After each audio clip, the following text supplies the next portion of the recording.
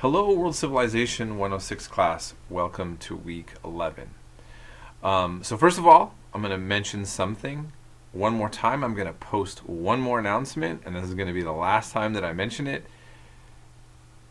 All late work, if your late work is later than 8 hours after the assignment has been assigned, you have to ask permission before you turn it in. And if you turn in the work without asking my permission, I automatically do not grade it and it gets a 0. This is probably the 20 millionth time I've said this, but it's not getting through with some of you. Like, you simply just need to contact me and have a discussion. You can't assume to get full credit for the work by just sending it. Yeah, you have to communicate with me first. Okay, that's how it's going to work. Okay, moving on from that, you're going to see that this week that the work is, there's a lot more videos. This is maybe the most videos you've had to do, and you see that it's worth 40 points for the video notes. And really, as I was mentioning in the last week's video, that if I had the ability, meaning if I had more time to work with, I would break this up into 2 different weeks. But I thought this was really important because I really couldn't fit the Viking era, Germanic and Celtic pagan stuff in anywhere else. And I think that really understanding Christianity, especially as it comes into the Western world, needs to have a better understanding of the Western world in relation to what was going on prior to Christianity. And when we talk about Christianity, we're also talking in the beginning about Roman Christianity.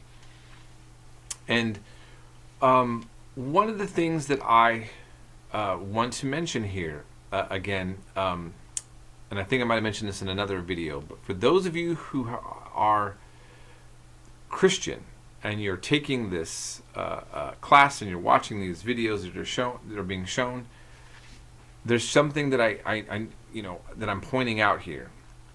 In America, we tend to think of there being the Roman Catholic Church, and then there's Protestantism. And so we think of, and Protestants can be evangelical types. If you're not familiar with Christianity that much, you don't need to worry about this too much, but just know that in America, for many people that grow up in a Christian church, they kind of think of the Christian world being divided mainly in 2, and then with some break-off. So you have the Catholic Church, Roman Catholicism, and then you have the Christian world that rebelled against the bowing before statues, having priests that don't marry, having saints. Basically, American religion is about back to Bible Christianity, right? Where you just use the Bible and you don't have church traditions and church hierarchy. That's the best way to think about it. But in a sense, what happens is that both traditions lose sight of the fact that Christianity developed historically in ways different than that both traditions would like to think of. So first of all, you're going to learn, right, that there were different patriarchs, different areas where traditions came out of Christianity. That the early 1st century Christians have a history that is very murky. So for a lot of evangelical Christians, you get the Bible and you say this is what all the Christians did back in the 1st century. That might be for those of you who believe that God's Holy Spirit guides a particular group of people, and that truth is based on that. A historian cannot debate one way or the other on that. But if we're talking about material evidence of what to make of Christianity, as you're seeing when we also talk about the development of the Bible, that it's very hard to make a concrete set of ideas about a monolithic Christianity in the earliest parts of the church Christian life. And then we have Rome. We have the patriarch of Alexandria, Egypt. We have all these different patriarchs. And so to this day, the Greek Orthodox Church actually considers themselves the legacy of the Eastern Roman Empire, of basically Rome also. And so the Russian Orthodox Church considers itself to be tapped to the original church source. The Assyrian Church of the East, many Assyrians in this community, which used to be called Nestorians, now they're and Church of the East, now are called the Assyrian Church. I forget the exact specific way. They see themselves as the original. What you're going to be seeing here is I'm not going to, again, we're not debating about what is the spiritual truth or what is true religion. We're not having that kind of discussion. This is not a theology class. Remember that.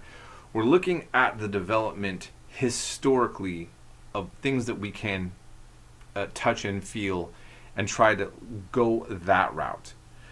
So in this case, I do something in this class that's probably different than you'll ever be exposed to in most traditional history classes, which I try to tackle how the Bible comes into existence, the Christian Bible, and different groups of Christianity, and what the idea of the Bible, what the Bible actually is in the 21st century, and in relations to that history. Okay, so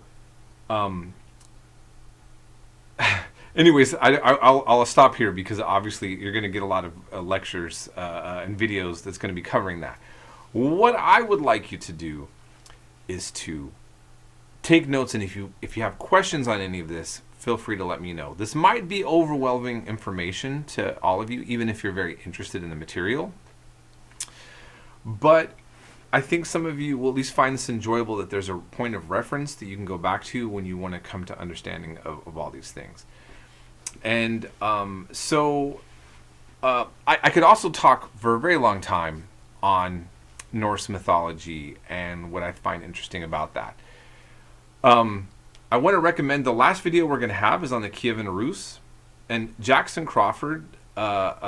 There's a scholar. He's like this Colorado cowboy guy that's got a PhD in linguistics, and he's like really smart. He produces a lot of videos, which I may show you later, that covers Norse mythology. And a wide range of those topics, linguistic topics, religious, historical topics, anything about the Vikings, in a very, very scholarly and nuanced way, which I recommend to anybody interested in those topics. So you have plenty of videos to watch. This is already now going in over 8 minutes in this announcement. So I'm going to end it there. But again, I want you to feel free to contact me on this. If you have anything that you want to debate about or find interesting.